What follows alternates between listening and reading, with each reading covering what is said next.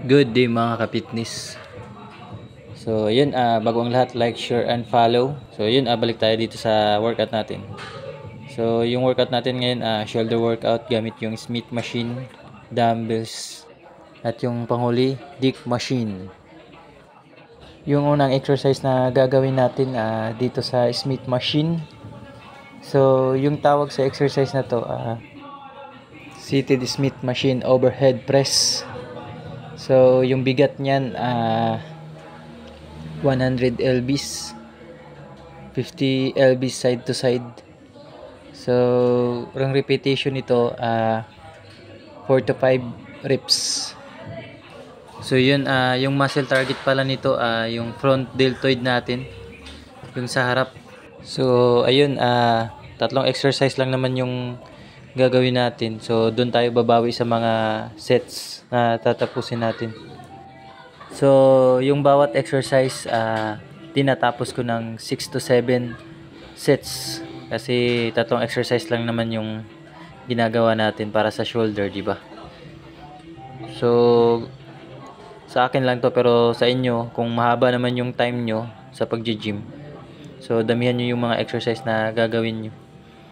Sa akin konti lang yung oras na pagbubuhat ko kasi pag walang client yan, doon pa ako magbubuhat. Kaya yung ginagawa kong mga exercise, konti lang din. As long as natatamaan ko yung mga muscle target na gusto ko. Yun. So ito pala yung pangalawang exercise na ginawa ko. Yung tawag sa exercise na to, lateral raises. Gamit yung dumbbells. Yung muscle target, side deltoid. So ito naman yung pangatlong exercise. Gamit ko yung machine. So yung tawag sa exercise na to, reverse dick fly. Yung tinatamaang muscle nito yung posterior deltoid. Kasama na din yung back nito, natatamaan na din yung back. Pero mind over the body lang para tatamaan talaga yung muscle na gusto natin, di ba? So ganun lang.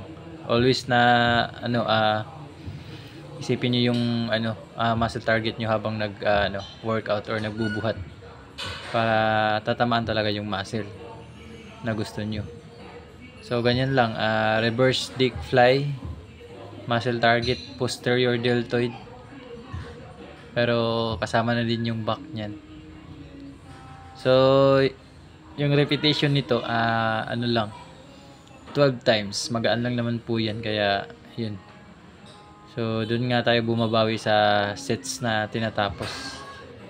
So ayun, kung nagustuhan niyo yung video na to o mahilig kayo sa mga exercise o nagji-gym kayo, gayahin nyo to, paki-like na lang din, share and comments. So yan, maraming salamat and God bless.